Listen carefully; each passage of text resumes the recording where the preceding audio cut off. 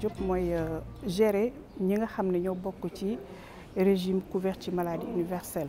et su ma waxee régime dafa am ñoo xamante ne mooy ñi nga xam ne du ñu joxe dara c'est-à-dire mooy ñi état bi enrôlé boppam mooy les bénéficiaires des bourses de sécurité familiale ak ñi nga xam ne dañu am carte d'égalité des chances ak ñoo xam ne dañu bind ci ay mutuelle pour bénéficier wu ci faj bi nga xamante ne état bi mettre na ko en place pour yombal leen ko. Bureau CMI li leen tax a jóg mooy ñu nekk ci biir hôpitaux yi pour malade yooyu bu ñu ñëwee ñu mën leen a accueillir mën leen a orienter gunge leen ba nga xamante ne coono bi ñu doon daj ci ndax li ñuy seet ci hôpital bi am na fi wala déet fan la ñuy dem defee rajo bi wala fan la ñuy defee analyse bi coono boobu yëpp daf leen di wàcc ndax agent bi ci boppam bu ñëwee moom mooy jël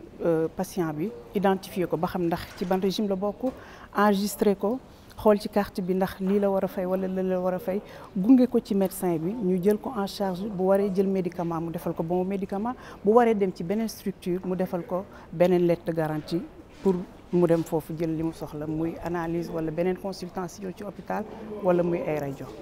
Programme bi fi ñu ci toll instant bi ñu ngi ci phase pilote dans la région de Dakar. Quand on dit phase pilote mooy loo xam ne da nga koy testé xool ba xam ndax ni nga ko bëggee mi ngi doxee noonu wala déet et ci biir test yi am na bien sûr ay rëq-rëq yoo xam ne ñu ngi koy ci identifier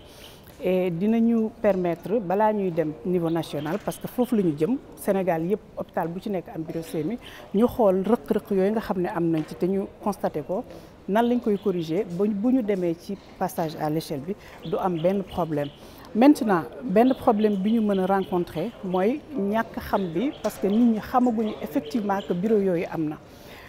bu ñu demee ba xam ko aussi dinañ xam ne yombal faju sénégalais rek moo ko tax a jóg ak di leen gunge pour ñu am ko ni ñu ko bëggee.